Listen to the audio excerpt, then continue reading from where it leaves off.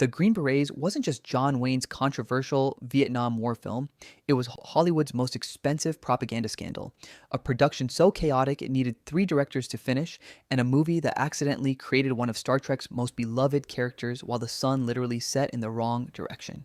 Behind Wayne's patriotic war epic lies a tale of Pentagon deception, deleted wives, alcoholic actors, presidential letters, and protests with communist flags.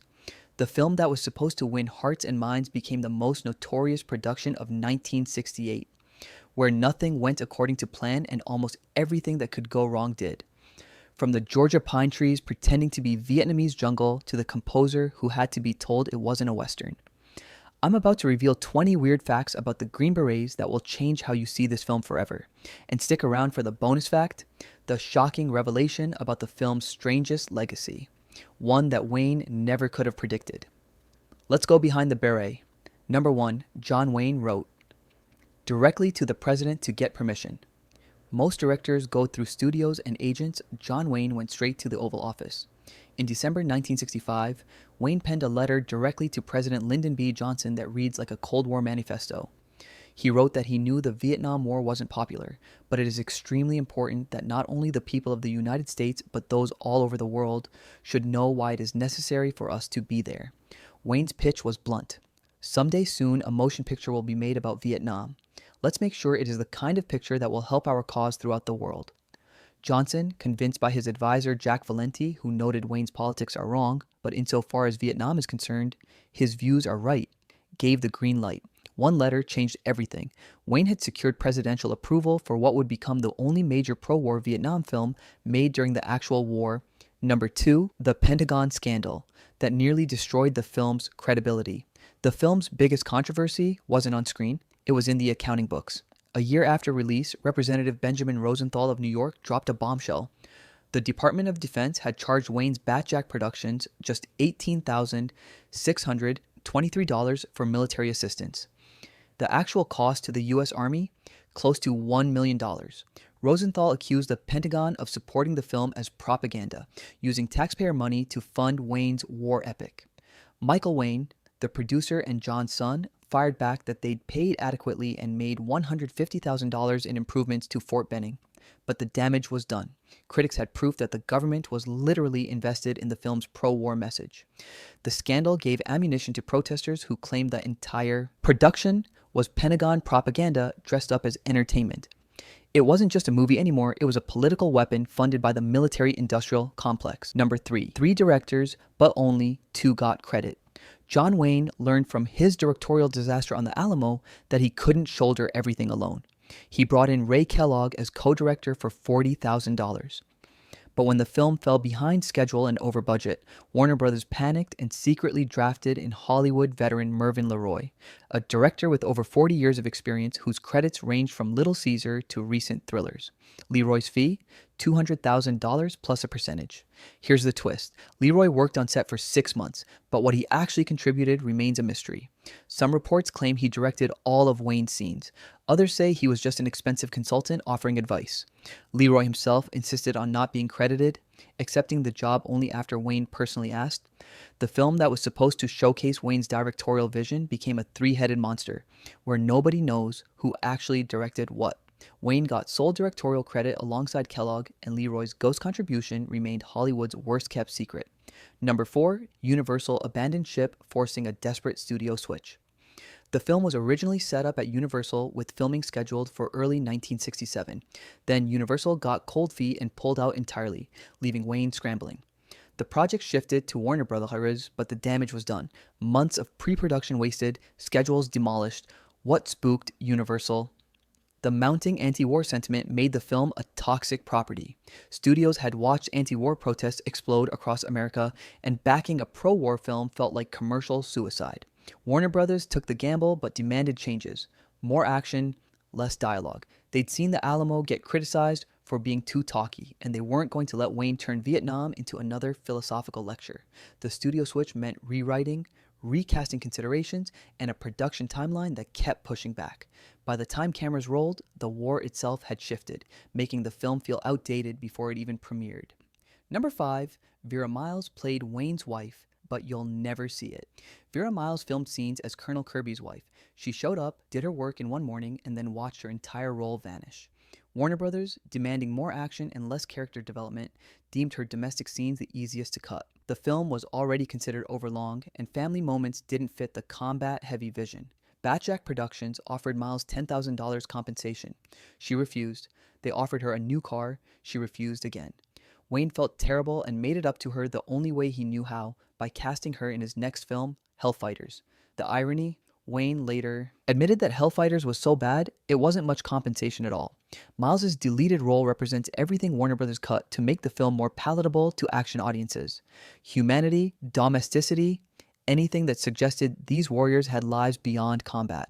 The studio wanted war, not wives. Number 6. It took 18 months to get Pentagon approval on the script. Wayne and his son Michael submitted their screenplay to the Defense Department for approval in late 1965. What followed was a bureaucratic nightmare. Draft after draft was rejected. The Pentagon demanded changes, more emphasis on the South Vietnamese as allies, alterations to make special forces look more professional, removal of any content that might expose classified operations. The original script included elements from Robin Moore's book that were too close to actual covert operations. The Army had threatened to prosecute Moore for revealing classified information, so Wayne had to buy Moore out for $35,000 plus 5% of undefined profits to satisfy the Pentagon. Script approval finally came in March 1967, 18 months after submission. By then, the war had escalated dramatically. The Tet Offensive was months away. The film that was supposed to capture America's involvement in Vietnam was already behind the times, edited and sanitized by military bureaucrats who turned Wayne's vision into Pentagon-approved messaging. Number 7. George Takei missed a third of Star Trek and accidentally created Chekhov. George Takei, playing Sulu on Star Trek, took a film role that would accidentally change television history. He missed filming nearly 9 episodes of Star Trek Season 2 to appear in the Green Berets. His lines were rewritten for a new character, Pavel Chekhov, played by Walter Koenig. Koenig was originally cast as a rarely speaking background character, but Takei's absence forced the writers to expand Chekhov's role. The character became so popular that Chekhov became a permanent fixture, appearing in subsequent films and series. Without the Green Berets, Chekhov might never have existed beyond a few background shots. The ultimate irony? Takei told Wayne on the first day of filming that he was strongly against the Vietnam War. Wayne reportedly replied that half the cast and crew opposed the war, and he'd hired Takei for his acting ability, not his politics. Takei has admitted in interviews that while grateful for the work, he strongly disagreed with the film's pro-war message and felt the finished movie was very bad. One actor's absence rewrote television history. Number 8, Elmer Bernstein, refused to score the film.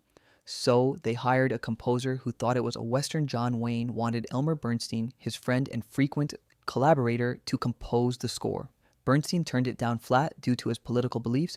He opposed the war and wouldn't lend his talent to a pro-war film. Desperate. For a composer, the producers contacted Miklos Rozsa, the legendary composer then working in Rome.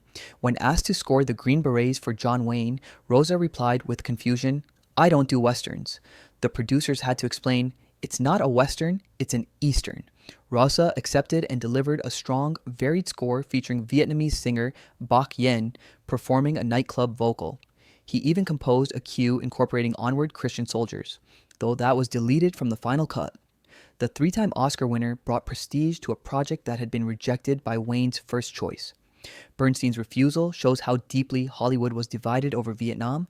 Even Wayne's friends wouldn't help him make his war film. Number 9. The infamous sunset that set in the wrong direction. The film's final scene has become one of cinema's most mocked geographical errors. Colonel Kirby and Orphan Ham Chuck walk along the beach in Da Nang as the sun sets dramatically over the ocean. Beautiful sentiment.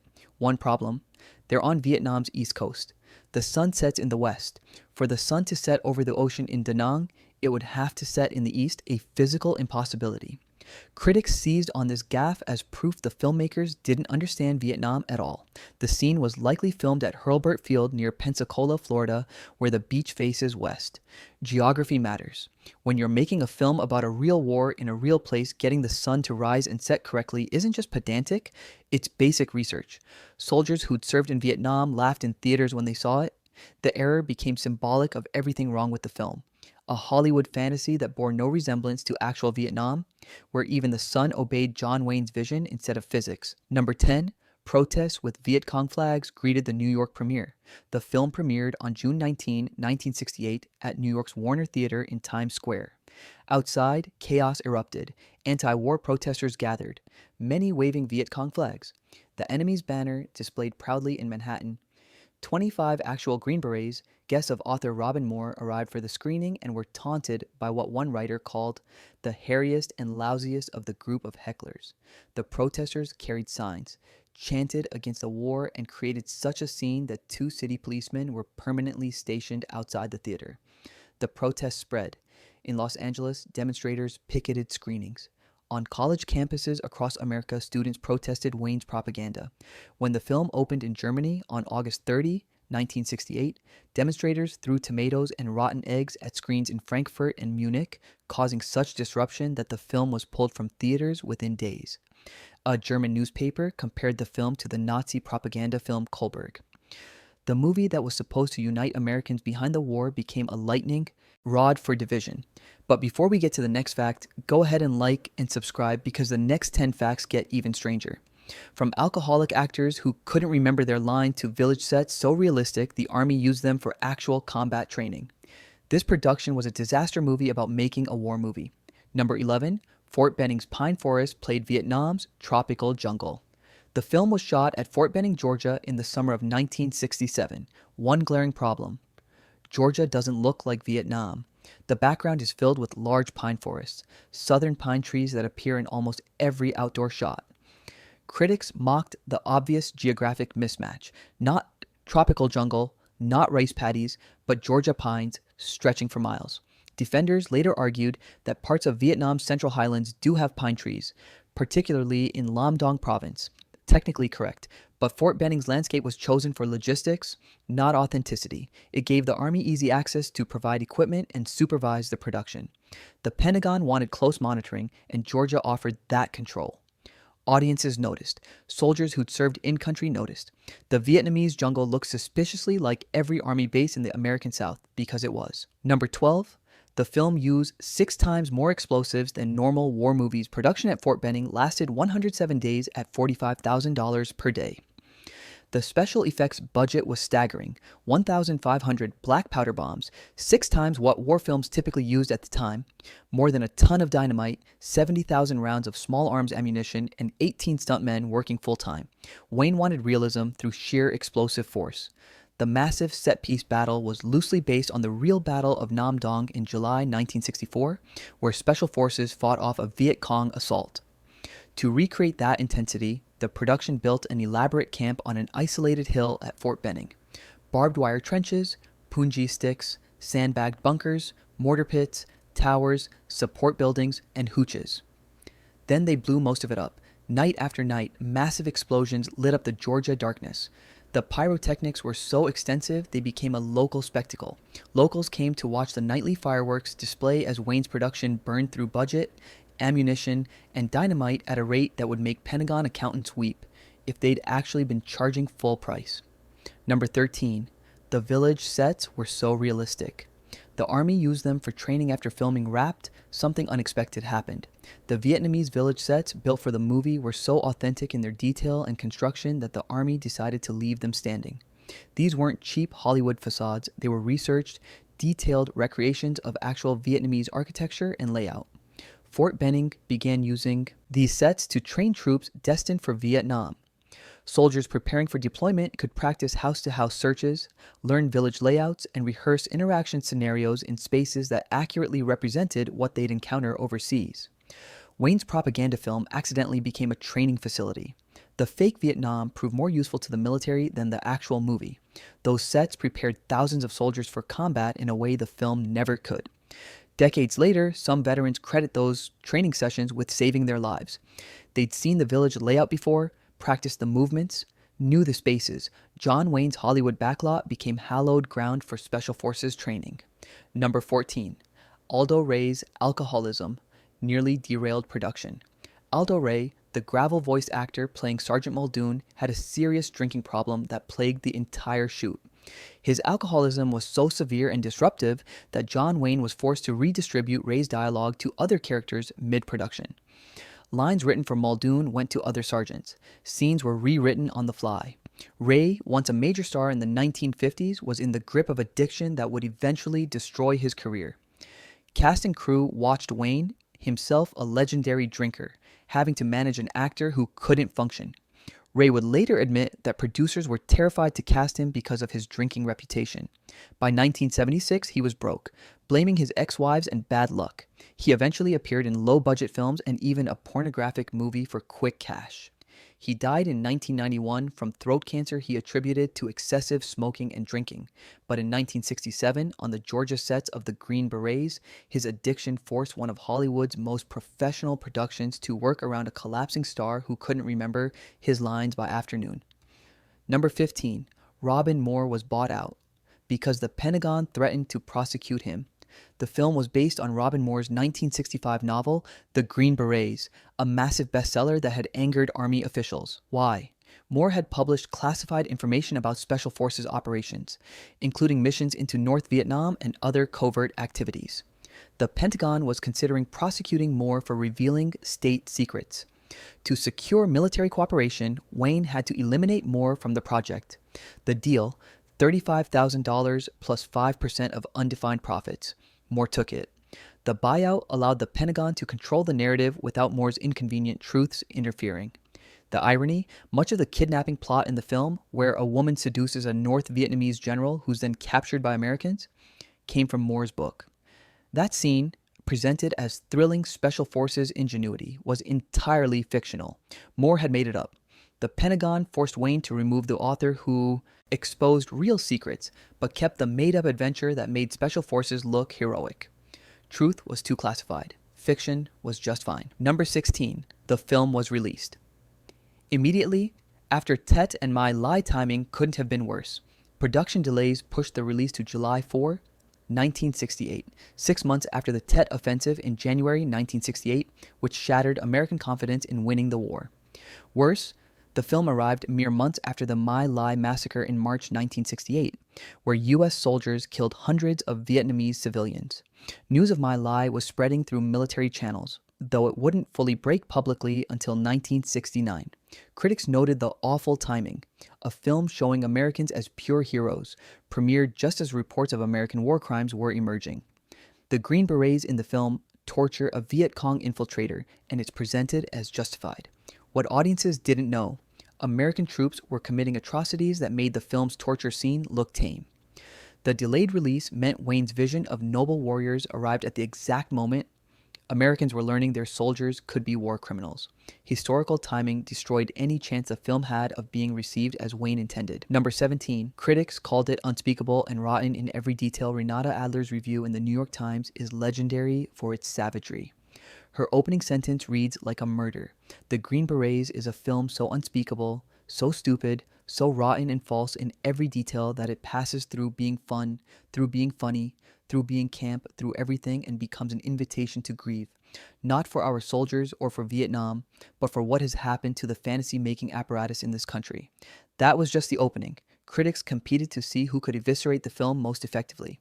It was panned as propaganda, derided as simplistic, mocked for its geography errors, and condemned for glorifying a deeply unpopular war.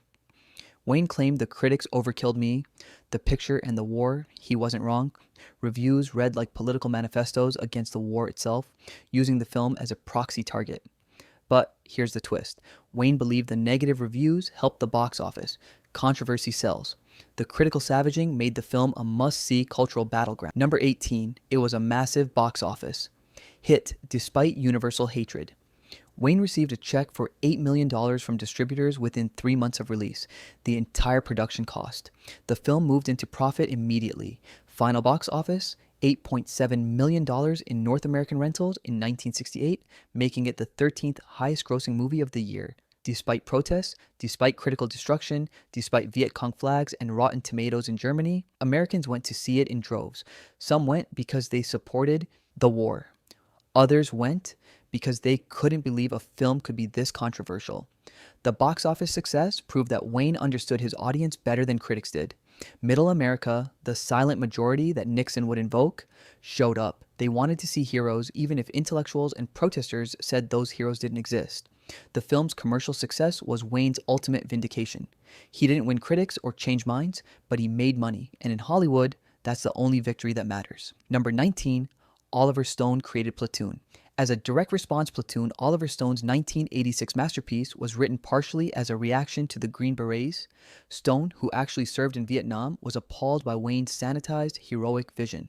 He set out to show the war as he experienced it: brutal, chaotic, morally ambiguous, with Americans capable of horrific acts. Where the Green Berets showed noble warriors fighting evil communists, Platoon showed confused young men committing atrocities and turning on each other. Stone's film won Best Picture and Best Director Oscars, becoming the definitive Vietnam film precisely because it rejected everything Wayne's film represented. In Gustav Hasford's novel The Short Timers, which became Full Metal Jacket, there's a scene where Marines watch the Green Berets in a theater and the audience roars with laughter. This is the funniest movie we have seen in a long time. That's how actual Vietnam veterans viewed Wayne's fantasy, as unintentional comedy.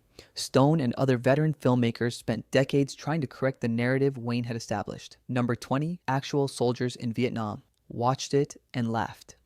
When the film reached military bases in Vietnam, something unexpected happened. Soldiers who were actually fighting the war gathered to watch Wayne's version of their reality and found it hilarious. Not inspiring, not motivating, hilarious. The disconnect between Wayne's Georgia film fantasy and the actual war they were experiencing was so vast it became comedy. The clean uniforms, the clear good versus evil narrative, the heroic sacrifice, the sunshine patriotism, none of it resembled the confusion, fear, boredom, and moral ambiguity of real combat. Veterans later reported that the film screening became a form of entertainment, but not the kind Wayne intended. They mocked the dialogue, laughed at the action sequences, and howled at the sunset scene. Some found it offensive, a Hollywood star who'd never served trying to tell them what their war meant. The film intended to honor soldiers ended up alienating the very people it claimed to celebrate. Wayne's fantasy couldn't survive contact with reality. Bonus fact, John Wayne never served in World War II, and it haunted him forever. Here's the darkest secret behind Wayne's Vietnam crusade: guilt. Despite his tough guy image and military roles, John Wayne never served in World War II. He had a 3A deferment as head of household. When he was finally reclassified as 1A in May 1944, his studio Republic Pictures intervened and got his classification changed to 2A, national interest, against Wayne's wishes. Family members said he always felt guilty about not serving, and that guilt drove his hawkish patriotism for decades. His support for Vietnam wasn't just political, it was personal penance. The man who became America's symbol of military heroism had never worn the uniform himself. That's why he wrote directly to President Johnson. That's why he pushed so hard to make this film despite universal opposition. That's why he defended it so fiercely when critics attacked. The Green Berets wasn't just propaganda, it was atonement. Wayne was trying to prove he deserved to wear the metaphorical uniform he'd never actually earned. Every scene of heroism, every patriotic speech, every combat sequence was Wayne fighting the war he'd missed 30 years earlier. The film's desperation to prove American righteousness mirrors Wayne's desperate need to prove his own. The Green Berets remains a fascinating disaster. A film that lost a cultural war while winning the box office battle, that accidentally created Star Trek characters while the sun set in impossible directions, that cost the Pentagon $1 million they pretended cost $18,000. It's a time capsule of 1968's divisions, a monument to one man's guilt-driven patriotism, and proof that sometimes the most interesting story isn't on screen. It's behind it. If you enjoyed these facts, hit that like button and subscribe for more weird movie history.